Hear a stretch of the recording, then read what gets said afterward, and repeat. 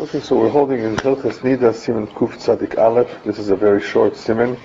It's also a Siman that deals with something that does not happen too often. And it follows Siman Kuf Tzadik, as you will see, because it has to do with other possibilities, additional possibilities of why a woman would see dam, other than the dam that's coming from the makor that she's used to seeing. This is a Siman that deals with Isha Shemotzo Dam Behashtona, a woman that finds blood when she urinates. In other words, she picked herself up and she sees blood in the bowl. The question is, where did that blood come from? So this is a whole sugya in the Gemara, in Maseches Niddah, in the Mishnah, the Gemara there. A woman who itilo meraglaim, she urinated and then she saw blood. Is there anything for us to be concerned about here? The maskana, pretty much, depending on how you learn it, is that we don't suspect that this dam came from where it usually comes from, and it's just by chance that she went to the bathroom now and urinated. In other words, we assume more likely than not that this dam came as a result of perhaps the push, the pressure of the meraglaim, and did not come from where they ordinarily come. So in other words, we don't suspect that this is a dam nida per se, but this could be some sort of makkah. Where could there be a problem? Where else could a woman have blood? It could be in the colon, or it could be a problem with the kidneys, as we will see. When we read it inside, I'll mention it. Why not? Why can't it be that this was really dam from the makor while she urinated? I mean, isn't it possible that the two things can happen at the same time? Now, we do know, it's a fact, it's an anatomical fact. Did I pronounce that right? Anatomical? That the urine does not come from the same place where the urine blood comes from. I mean, there's two separate places for those liquids. The flow of blood, the menstrual blood, the urine, they come from separate locations. So we don't really believe that they would come at the same exact time, and the fact that they came perhaps from one location could be indicative of something else. In other words, if it were to come together with the urine, what is the likelihood that urine can contain blood from the makor? After all, internally, they're apart. There's some distance between them. But there is a possibility. It can happen that some of the blood could get mixed in the urine. So we're not necessarily talking about blood coming out right now from the makor itself. I mean, if that was true, I mean, because she could always check to see, if there's any blood coming from there. Here, the chashash is, even though it's a remote chashash, that there may be some of the makor blood, the dam nidas, mixed in with the urine, and that's rare. So why wouldn't it happen that at the same time a woman is urinating, she would see blood? So Rashi explains it simply, that ein derech dam makor latzet im meraglaim. It doesn't happen that the dam makor should come out with meraglaim. Tosfos says that during the time that she is urinating, b'shas zinuk, as it's flowing, it's not possible for the dam to come out kedarkoi, as it ordinarily would. Shemachmas zinuk nistam hamayan shel dam. Because of the zinuk, because of the flow of blood, the mayan, the source of blood, is sealed. So however you learn it, they both seem to indicate that it's pretty rare. It doesn't happen. Another explanation given there in Tosfos is that since she did not see dam before or after hatolas meraglaim, after she urinated, then there's an umdina. We presuppose that the dam that came with the meraglaim came as a result of something else happening in her body, and not dam from the makor. So what is that something else? What are we going to attribute to? After all, there's blood there. We're going to attribute it to a makkah, either in the colon or in the kidneys. Now, this is the Moshe Pshat on how we learn the Gemara, according to Rav Yossi. According to Rav Meir, there is a chashash. There's always a chashash for even a small possibility, especially if she was standing. apparently, if you go through Gemara, you will notice that there's some chiluk between standing versus sitting down, and how the urine is coming out. Is it coming out? Is it squirting out? Is it flowing as it always flows like a stream? Or is it choices? Is it coming out dripping? So the way it comes out and the way her position is, could make a difference. It could make a difference because of the narrow space that she has inside of her, that perhaps can cause additional pressure to come about when she is urinating. Standing does not create any additional pressure, but it's the act of urinating in a standing position that could make things a little bit different than were she to sit and have more room perhaps for that urine to come out more freely, perhaps with greater ease. So there is some distinction made in the Gemara about that, and in Halacha it's brought down, the various opinions as we will see, as to what we have to be choishish to and who is choishish. Rav Meir seems to be choishish, and there's different ways of learning Rav Yosi, who appears to be completely lenient here. And that is how the Mechaber, the Rambam paskin, that there's no reason to make a distinction between her position and how she's standing, but it's not so pashut. As we will see in the Ramah seems to go ahead and side with those who hold that one has to be machmir depending on the circumstances. In other words, the position and how she was urinating. So this is how Rameir would hold. Rameir would hold, Poshet Pshat, that if she was standing during the time of Atolas Meraglaim, it could be, there is such a possibility that because of the pressure that is being created, that Hadur Meraglaim Makor, it could be that the Meraglaim, the urine, went back, some of it went back to the area where the blood of the Makor is, and brought along with it, on the return, some of the blood. It could be, we have a tube, right, that goes down the urethra, as it's called, right?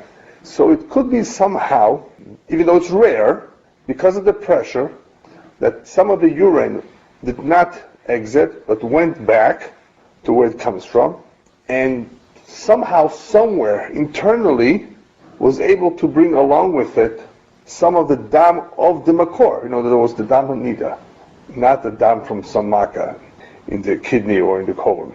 That's the chashash. Whereas Rabbi Yosi, lo chayish.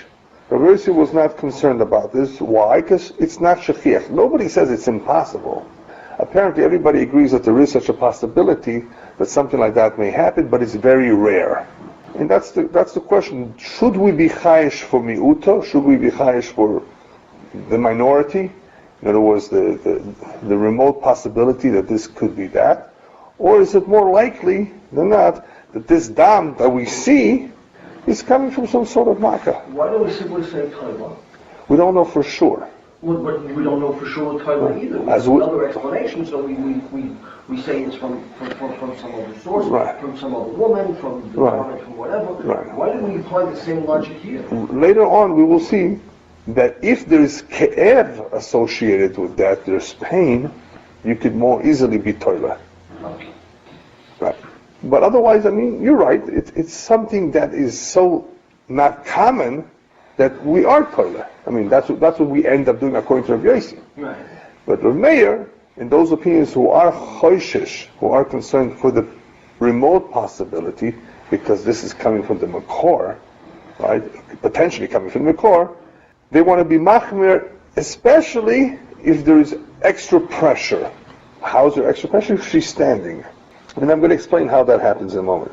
The Rosh says that even according to Rabbi Yosi would not always be mekel. Rabbi Yosi would only be lenient if there was one reuso, not tarti reuso. Reuso means one disadvantage, right?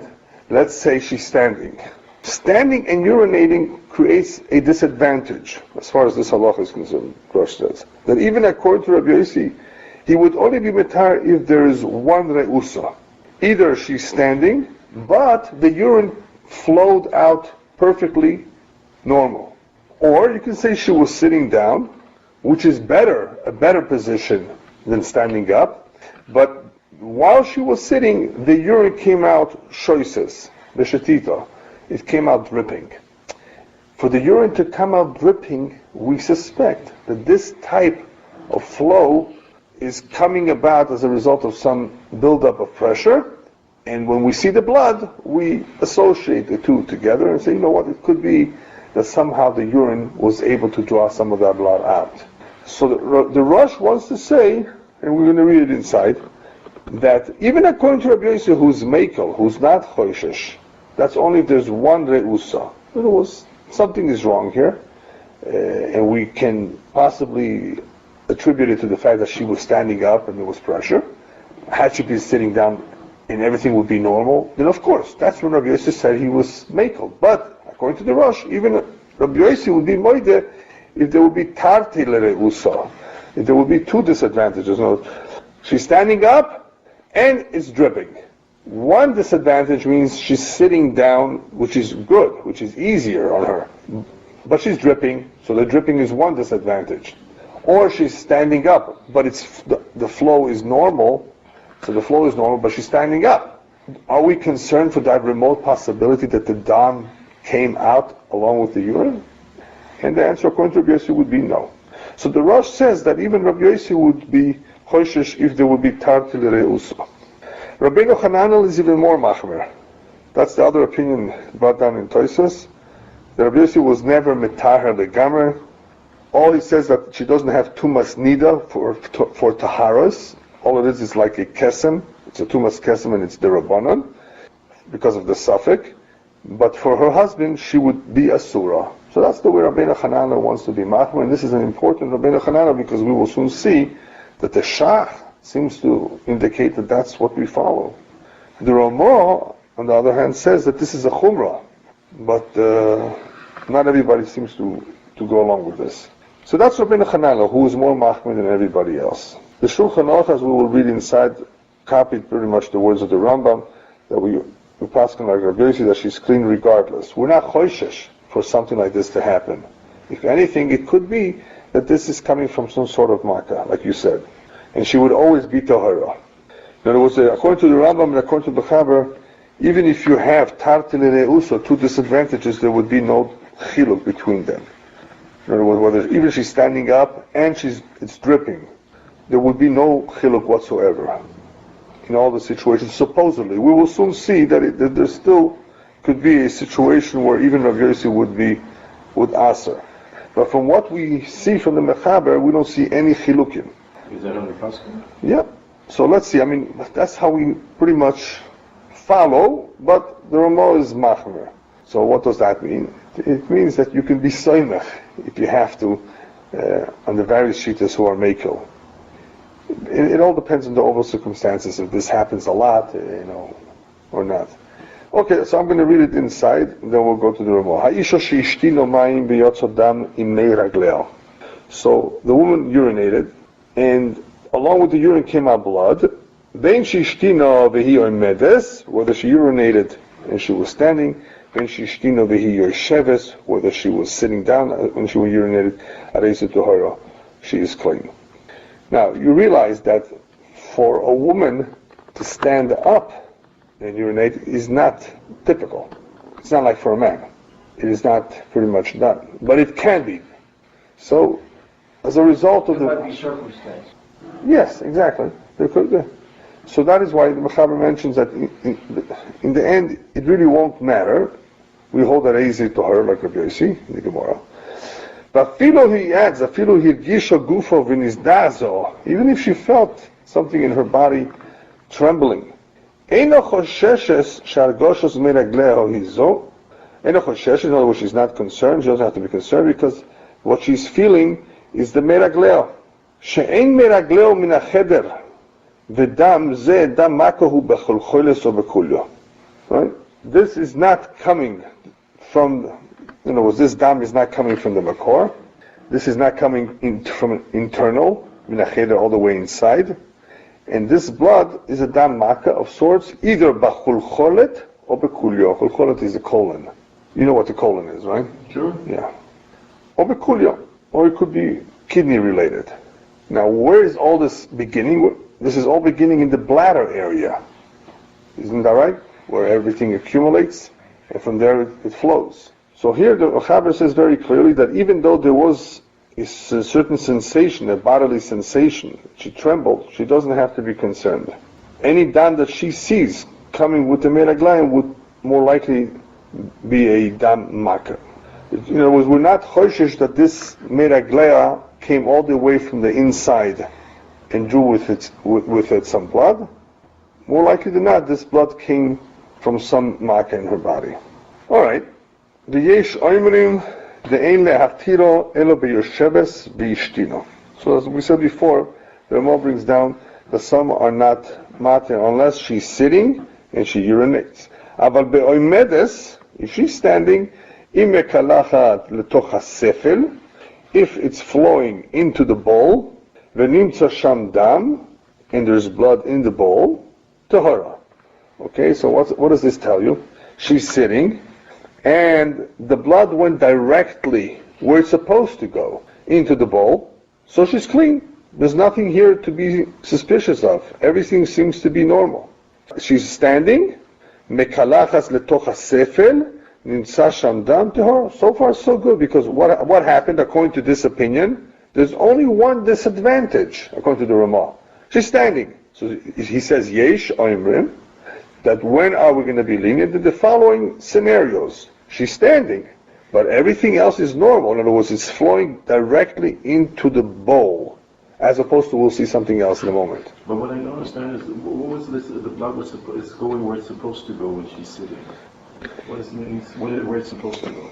In other words, if she's standing or sitting, sometimes she may find blood at the edge of the bowl. And then we're going to say, well, at the edge, what's this blood doing here when it's supposed to be together with the urine in the same place, inside the bowl?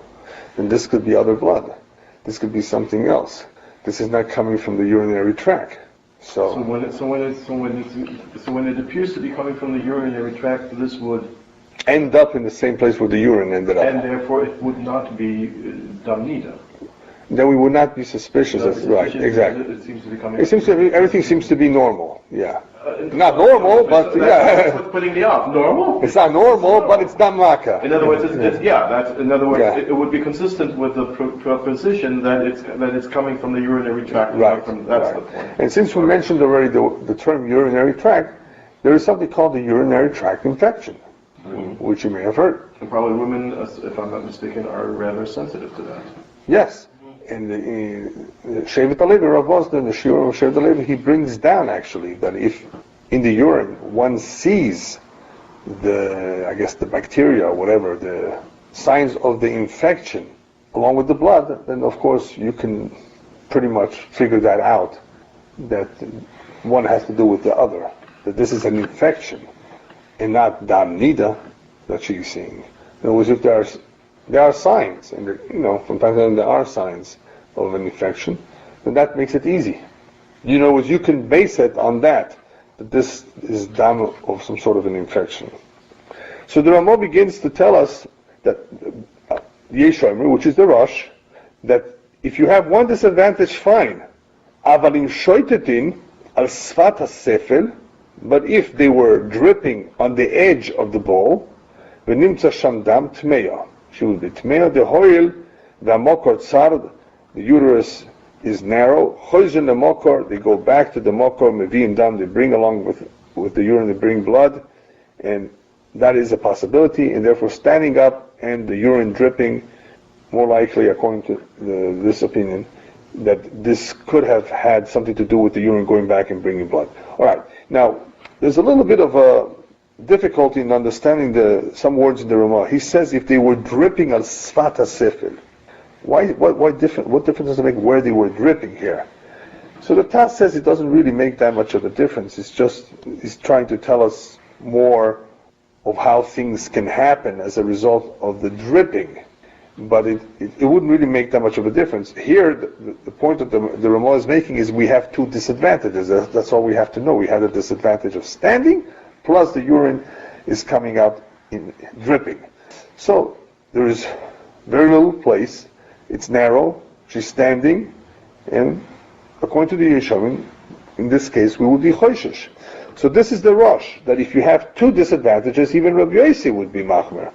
That when now we make it like Rabbi Yossi, if you only have one disadvantage, it was either standing up, but it's flowing normal, or she's sitting down, even if it's dripping. It's very remote for that to happen. In other words, to imagine that it actually went back and brought blood from the Mikor. We don't have to suspect that. But if you have two disadvantages, the rush would be machmer. The yesh oimrim, this is the other one, the afilu beyosheves, even if she's sitting, ein lehatir, we're not matir, except in one scenario. Mekalachat, it's flowing, v'nimtza hadam toch hasefel, and the dam was found inside the bowl. So in other words, she's sitting, there's no reusa whatsoever, there's no disadvantage whatsoever. She's sitting, it's flowing normal, and it's flowing directly into the bowl. Then yes, then we don't have to suspect that it's coming from the Mikor. Everything appears to be normal. But if it would be already at the edge of the bowl, she would be tmeya. And she's standing. In any case, she would always be tmeya.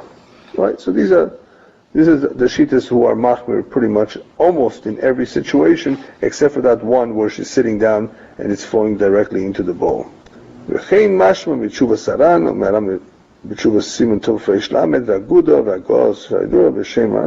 he brings several shittas that hold this way.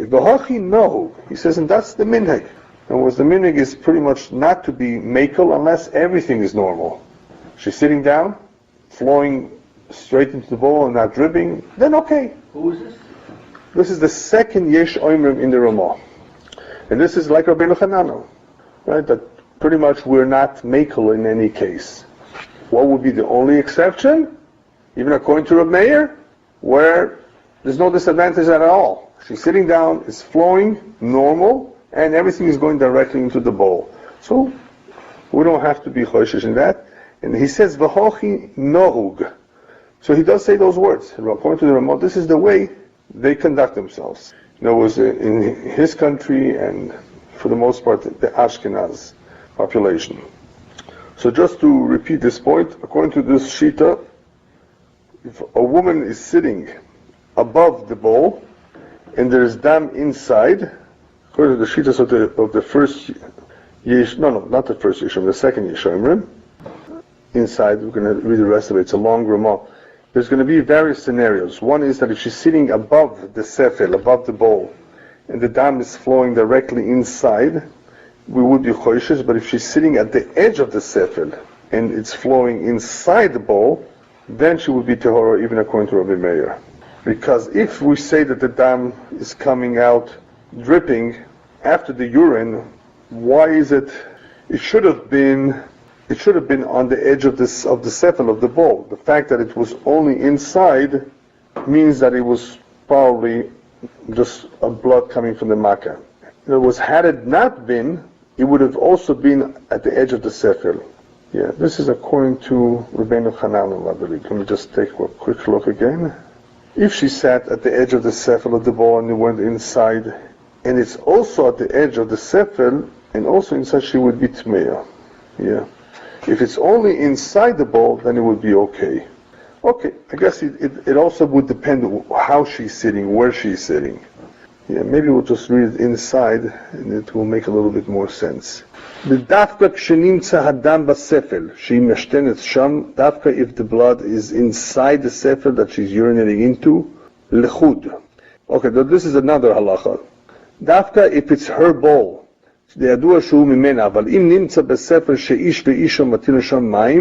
let's say this bowl belongs to several people urinate into, husband and wife. Then tehora b'chol because you have specs feka. B'chol ze in nimtza dam b'mikre. So again, the Ramah makes sure to tell us that we don't have a suffix here that this perhaps could have been from somebody else, another individual, because that would, of course, would not render her tmeya. She would be tehora because of the various sveikas. The next halacha is called ze'im nimtza dam b'mikre. This is only if it happens incidentally. But if this woman sees constantly, she's regila lirois dam when she urinates, umargeshes ke'ev, and she feels pain b'sha'ah shemateles mayim, when she urinates, there was some illness that one feels pain while they urinate.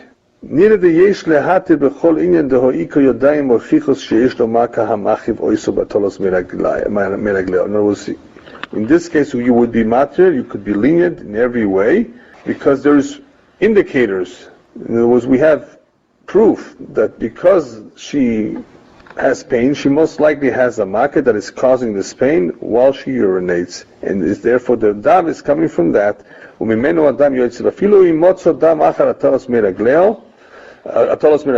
if she were to find blood after the urine, when she's already cleaning herself there, tehara, she would still be tehara. Why? Since she feels the pain and she only finds blood after she urinates, then it must have been because of the makkah. It was the fact that these things are happening together at the same time is indicative that this is coming from the makkah, but only because she feels pain.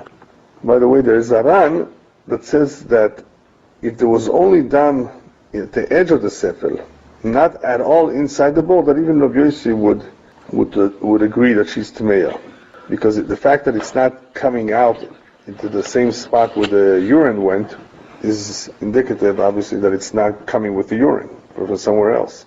But that's the run. All right, let's just continue here in the Ramah. So that if she does feel pain, that will save the day, because basically then you will attribute it to the pain itself, even if she cleans herself after she urinates. This is vadai damakohu. So even if she didn't see it in the bowl, but she found it after the fact. No, well, she's finding the blood inside the bowl. This last one, I'm curious. Oh, yeah, you're right. Yeah, in this last one, there's nothing in the bowl when she finds very good. When she cleans herself. That's correct. That's the chiddush here. You're right. That's another chiddush. Another very important point here is that there's no blood discovered from before. It just happens to be very good that she's discovering it after she urinates, and she's discovering it on herself, on her body, not in the bowl, right? On the aid, yeah, and on what she's cleaning herself with or checking herself with. Yeah, that's exactly it. What do we say? We say vadai damakahu. Ach yesh machmirim, someone to be machmir shelo lehatir, not to allow, not to permit this. Rak be'isha sheyesh lo veset, only one who has a regular period. No, and it's not her period now. Lehatzricha bedika, and she should check herself. What does that mean? Dehaino koidem shetashtim, before she urinates. Tivdok atzma hitav, she should check herself well. Bechoilin u'mizdakin, in all the holes and crevices. V'imlo timtza dam, if she does not find blood when she checks herself. Tachnis mochnoki ala mokor bifnim, she should insert like a tampon, a clean tampon inside. Then tashtin, she should urinate. Tikaneach atzmo yofe mimeragal, she should cleanse herself well from the urine. Then the toitzi hamoch, she should take out the cotton or the cloth or whatever she put there, the tampon. Im nekiya here, if it's clean, holchocho gedoylo de'en adam in a makor, then we know that the dam is not coming from the makor. V'ochin, that's how we do it. In other words, so some want to say that that would be the only way you can do it, is if she actually were to check herself well before, stick in a moch, noki, into that place, and after she urinated, she should check it again to see if anything came on it. It's a big proof. According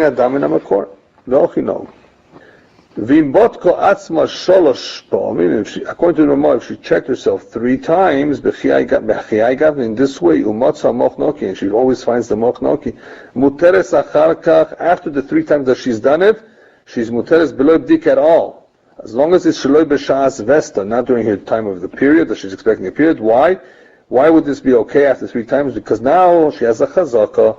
The chazaka, the dam makahu, it's most likely what she's seeing during the time she's urinating, it's dam mako. She's only finding it, for some reason, only after she urinates. And Ramah adds, don't forget, this is important, it has to be that she felt pain while she urinated. If she doesn't feel any pain, if she checks herself after urinating, and she finds blood, she finds blood on herself. If she did not find any dam in the urine, vaday tmeya. But if she finds it in both places, inside the urine, and also on the it she checks herself with, yesh oimlim dehi tmeya, some say that she's still tmeya, delo yitiru rak dam shenimtza toch meraglaim. Some only want to be lenient on the blood that is found together with the urine, but not on her physical body. So of course that would be in the event that she has no pain. So the factor of pain is going to make a big difference over here when she in fact does find on herself blood. But according to this last shita, it's only after she has ruled it out. And what does it take to rule out according to the Ramah, as opposed to others? 3 times. So if she's done it 3 times, and she's only finding it after she urinated, and she's in pain, then she doesn't have to be concerned about it. And then she doesn't have to even check again, if it's shelo b'shas besto, because the chazaka the dam makahu. But some say you don't need 3 times. 1 time would be sufficient. That's the Pischa Tshuva brings down. The sagi b'dika achas, 1 time would be sufficient. Not like a Ramah that you need 3 times b'dika. You check it out once. Why should you need 3 times to rule it out? Because of the chazaka. Yeah, it's obviously stronger. Yeah, but because Here you have other factors. You have the pain, you have the other issues that are involved. Yeah. So one more time, just going back to what we said before in the Ramah, it is important to keep in mind that this bowl that we've been talking about for the most part is her bowl. Not other people have used it, because then if others have used it, you have a fake, or maybe it's from some other individual. And even according to Rabbeinu Hanano, was very makbid, she would be Tahara. So can you make sure that she shares a bowl with other people and make sure that... No, I'm thinking if you commercial establishments. Yes. Right. Presumably are cleaned each time somebody uses it, they flush it into that. Yeah, that's also good. That's also very important about what you just said, that it was not, had it been cleaned, right? Right. Do we make the presumption it would make a difference. Or if she sees it after going and using it, she's in a restaurant. It depends if it's a 7-Eleven or not. Yeah, I mean, or gas station, right? Right, I mean, seriously. But seriously, when you flush the toilet... If you've got it in an office building or someplace like that, do we make the presumption that it was clean before, or can she rely upon a safe favor? If she doesn't know. For whatever reason, she doesn't remember. Yeah. Now, a toilet bowl is always a shared bowl. No one has his own personal private toilet bowl normally, I don't think. Right. In a household. But in those days, they had their own... Right, no, but today, when we have toilets that flush... Yeah, today it's a situation where it's being shared. Is the toilet the same thing as having it checked and saying that there was no blood? That's the question. Ordinarily, a toilet is cleansed well, then of course it doesn't help the situation, because if it's cleansed, then it's clean. But let me tell you, I know from experience, That doesn't sound good. Well, I didn't necessarily say from my own personal experience, but I've seen situations that the toilet was flushed more than once, and there was still residue. I know the toilet. Yeah, there was still residue, stains and things like that in the bowl. It does not wash it off completely. I've seen that many times actually. So then, it depends on the bowl. Yeah, it could depend on the plumbing. Yeah. But I mean, especially today when we now have low water pressure, low water usage, so none of those are going through. Yeah. But given that situation, that would seem to create a greater opportunity to be lenient if it was in a commercial establishment that she saw it. Yeah. Provided it doesn't flush properly. Well, because some of them don't. And some of them don't. Yeah. But that would some yes, some no. So do we then say that? Because the whole idea here is not very common. That dafka during the time that she's matelis melaglaim, that she's urinating, that this should happen, that she should notice it. So therefore, there are kulas, and it is possible that this blood came from all kinds of places. I remember with the lice, we were making, we were toiling all kinds of things. If we're trying to find a basis to be making. Yeah. Yes, but all of this would definitely make a difference. If it's shared, if it's clean or not. Anyway, so just to recap a little bit about the woman who sees blood along with pain.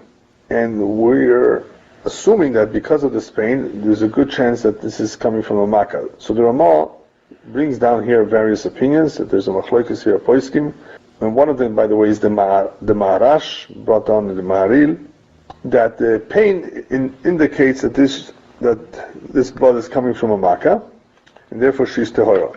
But according to the Maharil, you need to make a bdika to basically prove that this dam is not from the makor, and then she's tehora, if it's not during the time of her vesed. But the Pesach Tshuva, we says one bdika will be sufficient, as opposed to the Ramah says that you need 3 bdikas to rule this out for the future. And the Ramah made sure to add that this heter of bdika, where it could help, is only if there's cave. Without cave, the woman is not clean.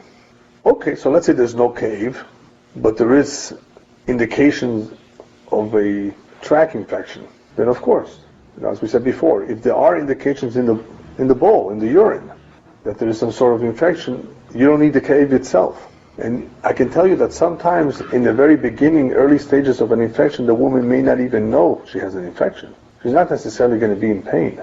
She happens to go to a doctor, the doctor gives her a urine test. In the urine test, they can detect it. They can see the bacteria.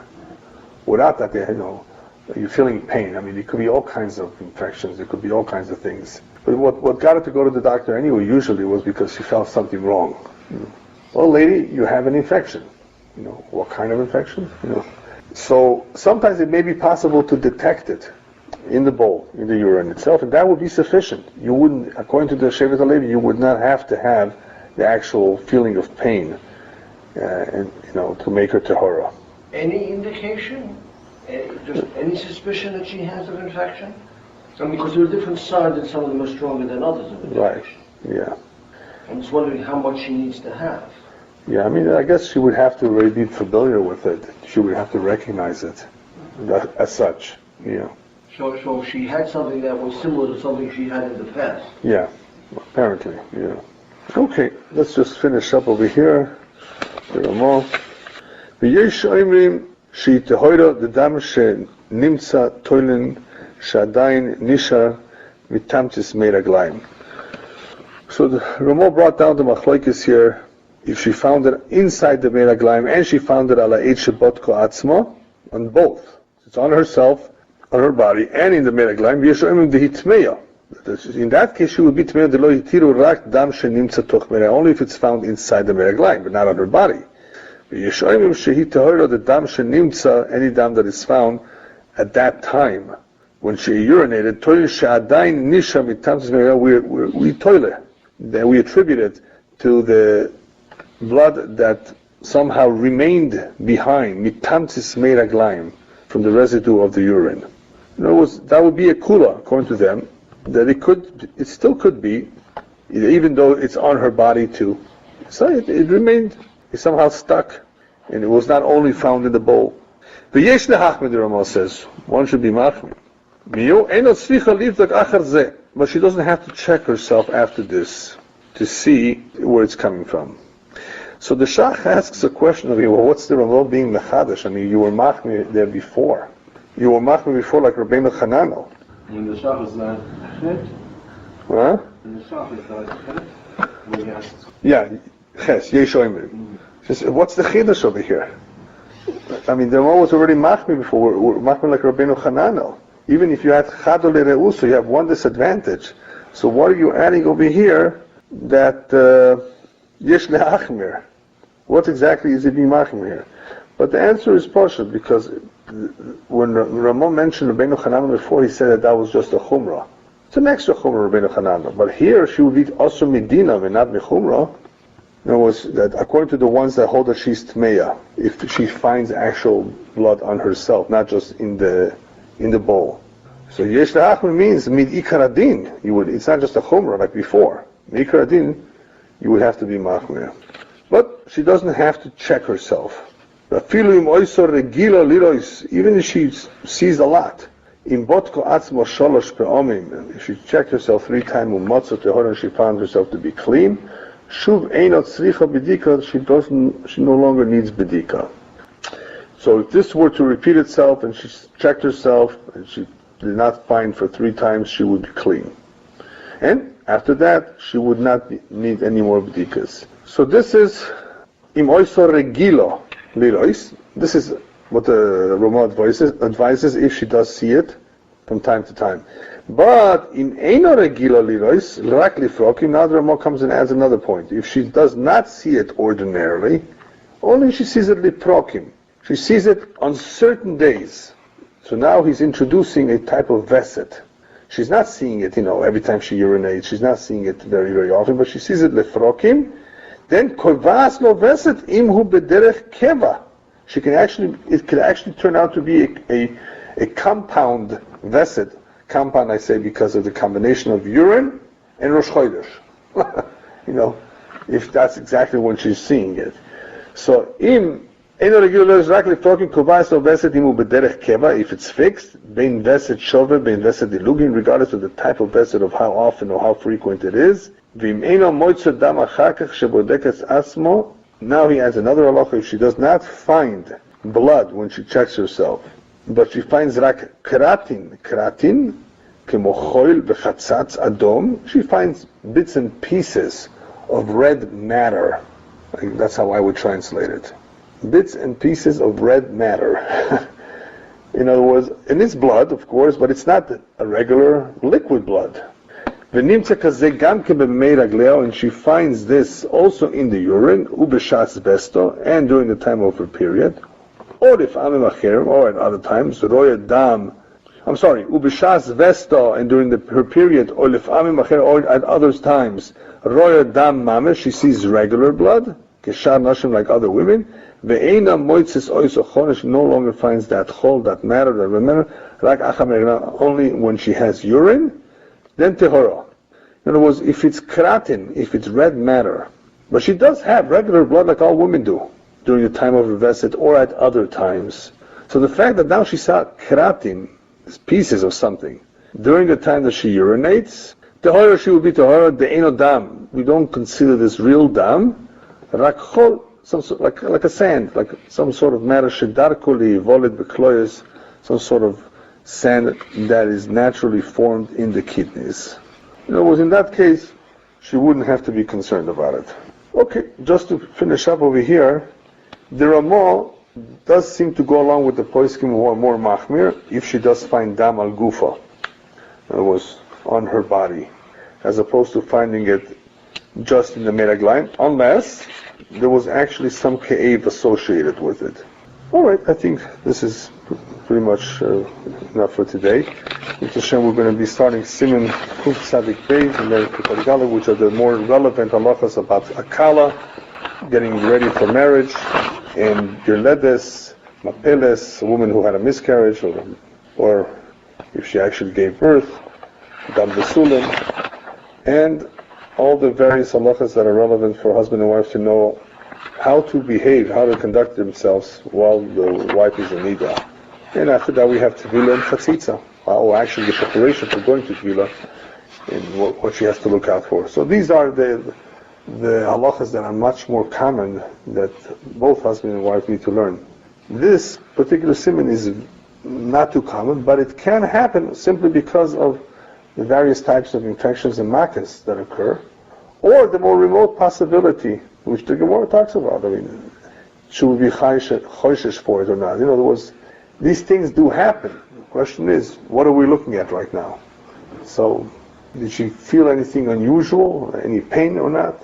That would help, figuring this out. Or she can do what was suggested later on, and that is to check herself various times and see if at the time she urinates, she has any blood coming from the makor, and then rule it out. So if this were to ever happen, she would be able to rule it out if it doesn't happen too often. However, seeing an infection or feeling the pain would be a clear indicator that this probably has to do with that. Otherwise, it's really a very rare thing for a woman, or for a man actually, to see blood. It does happen to men too, and you can look it up. Urinating blood. But that's really very serious stuff. Yeah. But it is a phenomenon that occurs. It's not something that does not occur. The question is, of course, by a woman, it's more sensitive because of the fact that this could be possibly dam nidas coming too. But we possibly like Rabbi Yossi, at least the Mechaber does, in all kinds of situations. We're not Mechaleh because this is not common, right? However, obviously, if she checks herself internally, and it could be, especially if you go along with the Ramah, and there's no pain, and she checks herself, and on her body there is some residue of the blood, that's a different story. The question is, what happens if it's only in the bowl? What else could it be? So that's the machlokes. So from the Ramah, it seems to be that many poskim are machmer, unless there's only maybe one lereusa.